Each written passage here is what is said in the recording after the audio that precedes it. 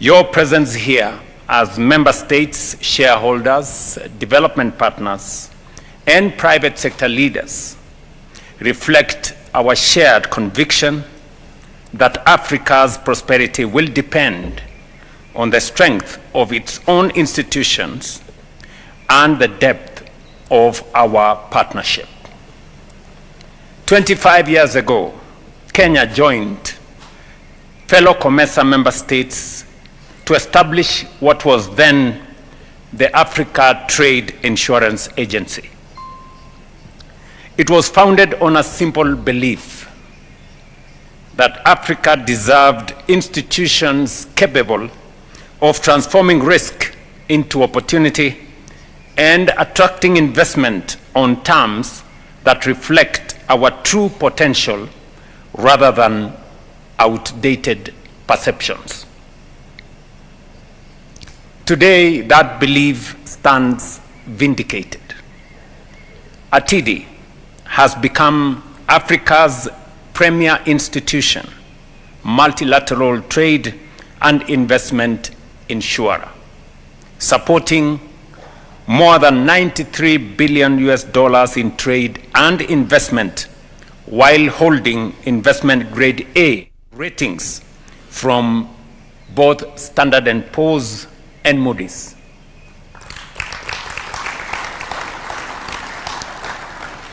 Congratulations, ATIDI. Yet, we gather at an extraordinary moment. The global economy is reordering. Trade is being reconfigured. Geopolitics is fragmenting, and development finance is under tremendous strain. These pressures are not perceptions, they are real. But they also present Africa with an unprecedented opportunity to redefine its place in the global financial system. For years, we have championed a fairer global financial architecture, one that stops mispricing Africa and African risk and making our capital needlessly expensive. That call remains right. I have been, as they have said, to every forum and every meeting, and I have stated our position unequivocally that we do not want a system that favors us. We want a system that treats all of us equally. And that is not too much to ask. But Africa cannot wait for reform from elsewhere. While the world debates reform, Africa must build. We must complement the reform of the global financial architecture by building a stronger African financial architecture, one that mobilizes African capital, mitigates African risk, and finances Africa's development on Africa's terms. The evidence is compelling. Africa holds nearly $4 trillion in long-term domestic savings through pension funds, insurance assets, and central bank reserves. Yet the continent faces an annual financial gap of more than $400 billion. We attract barely 1% of global institutional investment and only 4% of foreign direct investment. Even today, African countries borrow at rates between 200 and 400 basis points above their fundamentals and where the fundamentals justify. This paradox reveals a simple truth. Africa does not suffer from a shortage of capital. And that has been said by both the CEO of ATD and my good friend Sidi. We do not suffer from a shortage of capital. And I say so even when I specifically talk about our own country, Kenya. When I came into office, I championed and I explained to the people of Kenya why savings is important. In our National Social Security Fund, we had 312 billion Kenya shillings saved in 60 years. But in just 2 years, we have moved it from 312 to 680 billion. By next year, we will triple what we have saved in 60 years in 3.5 years. What does that mean? It means there is no shortage of capital. It is us getting organized and getting the resources we have organized and using it for our own development. So when we say there is no shortage of capital in our continent, that statement is very, very true. From my own experience, in just 3 years, I have seen how we can mobilize domestic resources. It is easy. Actually, it's not easy. It is difficult to go borrowing money from people. They subject you to all manner of things. You know, do this, go and pass this law. How about those things, what are those ones called? You go and pass the sexuality laws, go and do this, go and do this. You know, things that have nothing to do with the money you're looking for.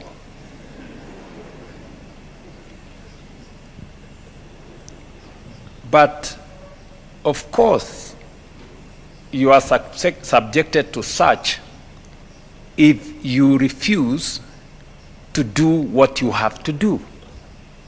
Let me give another explanation. We decided as Kenyans that we are going to get rid of slums. We're going to work towards getting rid of slums. We're going to build a big portfolio of a housing program. It's been in our books for many years. We tried to borrow money from different places to implement the program, and it was not possible. It was not tenable. It was not practical. It was not sustainable.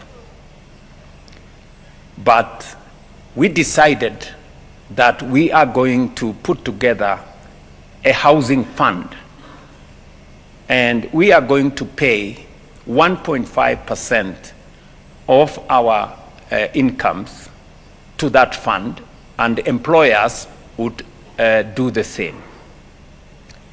Today, just in 3 years, we have built a portfolio of $9.3 billion.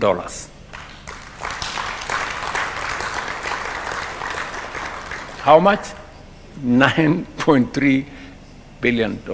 That is 1.2 trillion Kenya shillings. Our own resources, Kenyan resources. So if there was any doubt in anybody's mind of our capacity to raise domestic resources and for us to drive our development on our terms, please erase that doubt. And that is why this evening is very significant to me. When we had the Africa Forward Summit here last month, we made a conscious decision as leaders of this continent that we are going to rethink how we finance our development. We are going to work with partners, and we are immensely grateful for the World Bank, the IMF, IBRD, and all the other partners that have worked with us. They have walked this journey with us. But they have done so much. But there is space for us to do more ourselves. And we cannot delegate what we can do for ourselves for others to do for us. It is not fair to ourselves. It is not fair to them. We must do what we must do. And we made a very conscious decision and said, we must stop the blame game. We must stop blaming others for our own underdevelopment. And I remember one head of state saying that nobody owes us development. We owe it to ourselves. Development is first and foremost our responsibility as leaders in this continent. African development is first and foremost our responsibility. And we must take charge of it. It is easy to blame other people, especially for failures that have nothing to do with them, but everything to do with us. So we decided that we are going to do, that we took a position, which you remember, my good brother Sid. I put that position very squarely at the G7, that as a continent, we no longer want relationships that are based on dependency. No. We want relationships that recognize sovereign equality. Number two, we said we do not want relationships built on assistance or charity. We want relationships that are built on partnerships that are mutually beneficial.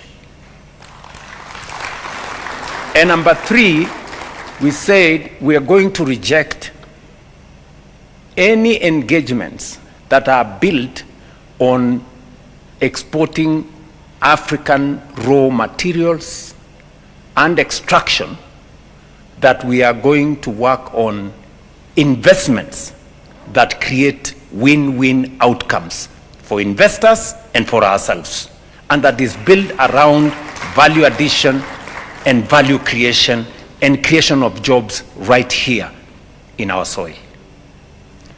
Those three are the irreducible minimum for us and our engagement with partners and friends going into the future. But that also places responsibility on us, that we must do our part of the bargain. And that is why I must commend in a very special way the President of the Africa Development Bank, my friend Olta. Let us clap for this man.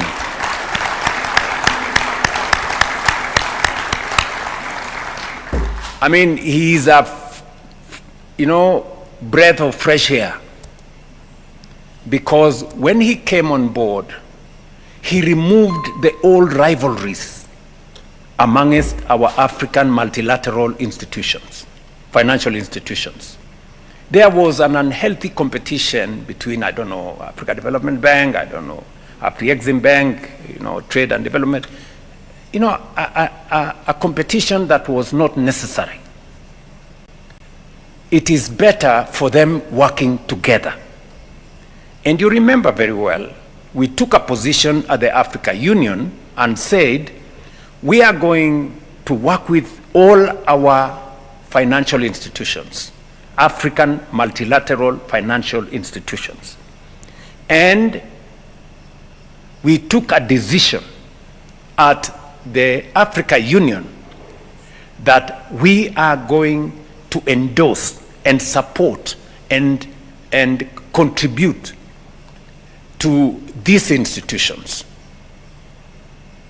so that because they understand our situation, they understand our development, they know us better, they work with us from our continent. Some other institutions, you can forgive them.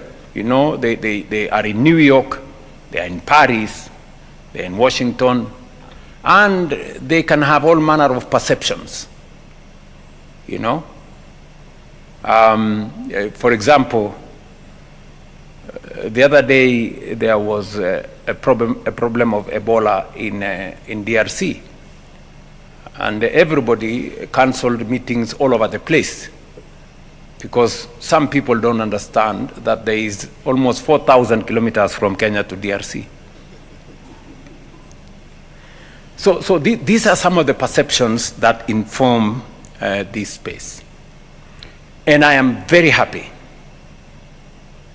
that this evening, in this annual general meeting dinner for the TD, we have the presence of Africa Development Bank, Trade and Development Bank, Afri-Exim, I'm sure are represented, and all the other institutions, Africa Finance Corporation, they were here the other day. And we have taken the position as a continent that we are going to support these institutions.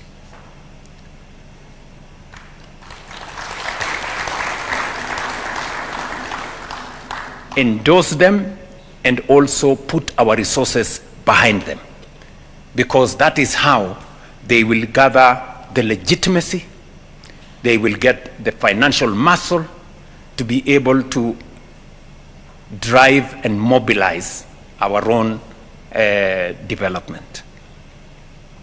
This understanding drives Kenya's leadership of the new African financial architecture for development. My good brother Olta, you can count on Kenya 100%. We believe in the new African financial architecture for development. It is going to be the solution for our development. And we are matching what we are saying in Kenya with what we are doing. We are mobilizing our own savings. As I've just told you, we are going to triple our savings in the next 3 years. We are mobilizing our own resources. The National Infrastructure Fund, which we enacted the law in the last, I think, 3 months, in March. By end of this week, we will have mobilized 300 billion Kenya shillings into the National Infrastructure Fund. That is roughly about $2.3 billion. And it was very sweet news when I heard you guys say that for every dollar, you can help us mobilize $10. So we are in good space. I had told the citizens of my great country that we have a 5 trillion program. And they were looking at me and wondering how that was going to be possible. You've heard this gentleman talk here. We are already at 300 billion Kenya shillings. If you multiply that by 10, that is 3 trillion. So we are just waiting for another 2 trillion and we can implement all our programs.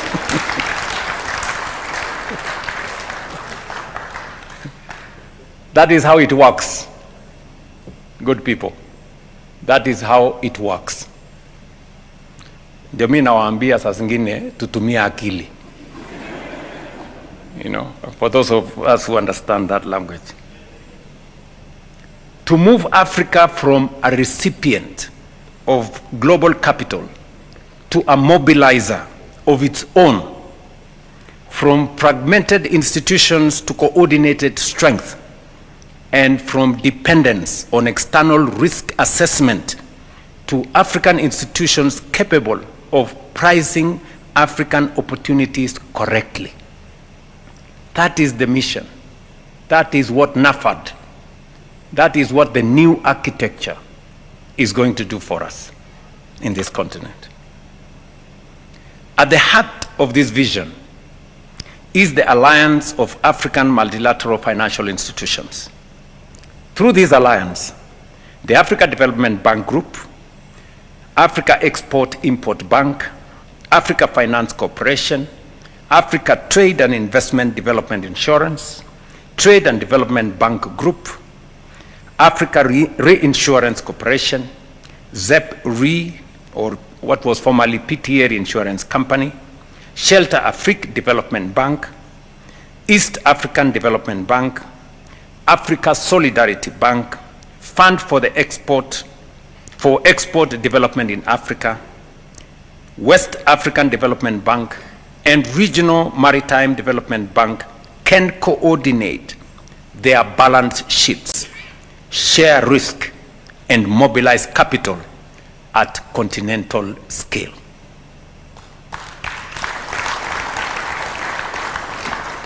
Good people, please don't let us down. You know, don't let us down. Because this is our moment, you know. And I am very happy that I am in this space as a leader in Kenya and in this continent when we have leaders in our financial institutions that are as aligned as these good people who lead this institution. I am pleased to announce that today, in the cabinet, the government of Kenya approved the establishment of the Secretariat of the Alliance for African Multilateral Institutions here in Nairobi. I did commit that we were going to provide space for a Secretariat for the Alliance so that we can create more muscle and strength by being coordinated. Within this alliance, ATIDI occupies a uniquely strategic place.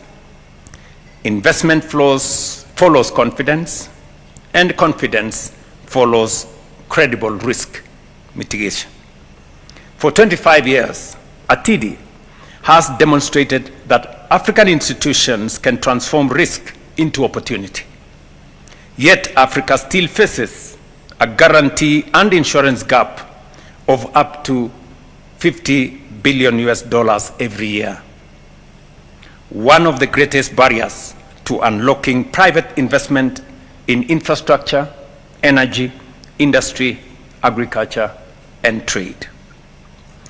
Every dollar invested in our guarantee architecture has the potential to mobilize $10 more in private capital. That is why I call for the accelerated recapitalization of ATIDI. Our ambition should be to build ATIDI into a continental guarantee institution with a capital base of $2 billion, supported by a capital framework capable of delivering guarantee capacity that will go all the way to $10 billion annually.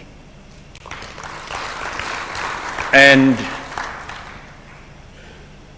I want to commend the Africa Development Bank Group.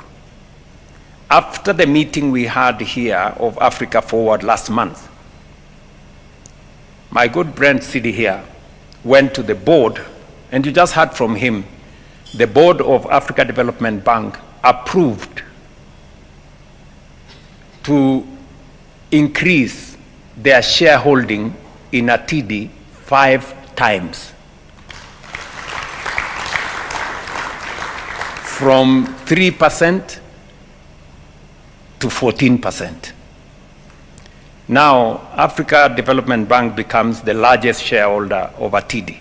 Kenya was the largest shareholder until the other day. I would have been unhappy that we have been overtaken.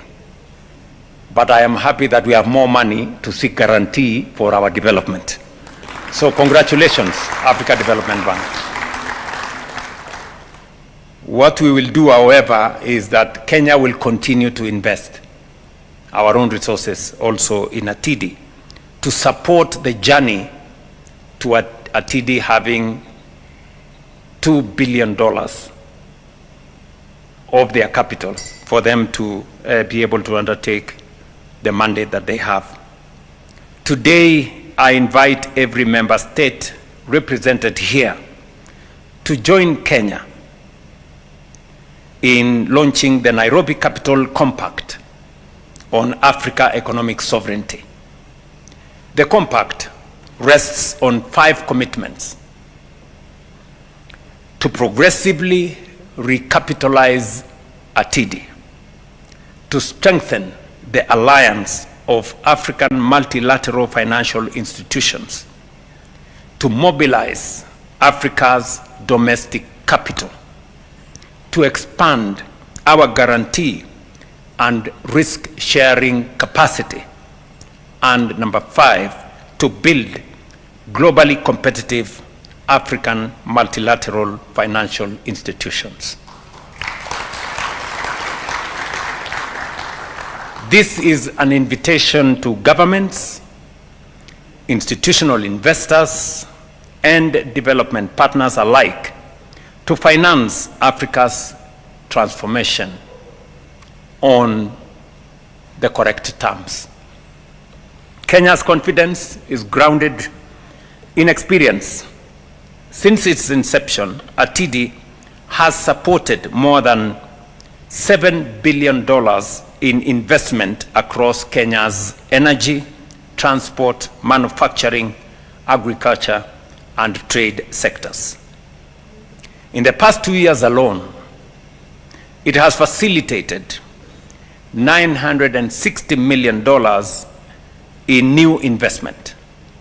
Projects such as Menengai Geothermal, Lake Turkana Wind Power, and Kipeto Wind Farm demonstrate what effective risk mitigation makes possible.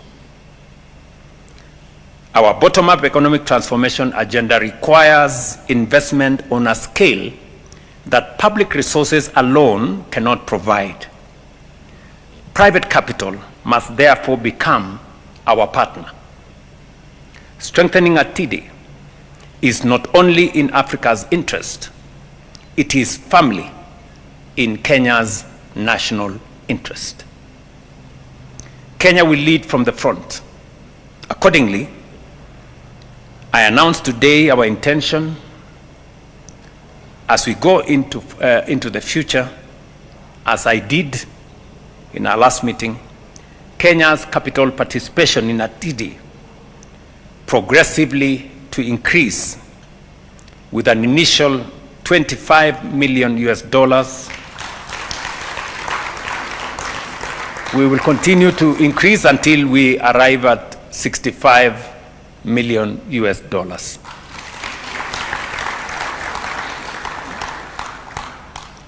To demonstrate that commitment, we will continue positioning Nairobi as Africa's premier financial and development hub. In support of that vision, we prepared to provide strategic institutional support, including the allocation of land. This evening, I have a title here, issued issued by the government of Kenya to facilitate the establishment and expansion of the headquarters and regional offices of African multilateral financial institutions, specifically to ATIDI. And I want to present the title to my good friend.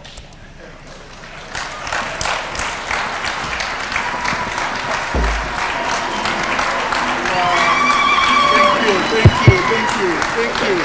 Makofi yajae kabisa. Let's give a warm clap for that. Thank you, sir. Thank you so much. Thank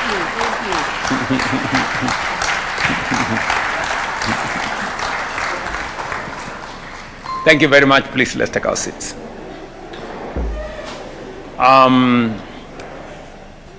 This is a 2-acre piece of land in Upper Hill, valued at $8 million.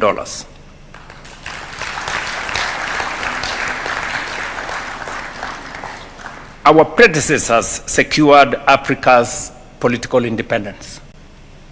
Our generation must now secure Africa's economic sovereignty.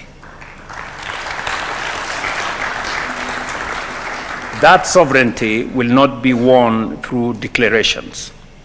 It will be won by building trusted institutions, by mobilizing our own capital first, by crowding in investment from global markets, by pricing Africa's risk correctly, and by financing our development competitively. Let Nairobi be remembered as the city where Africa chose implementation over advocacy, where fragmented balance sheets became a collective financial strength, and where our continent took another decisive step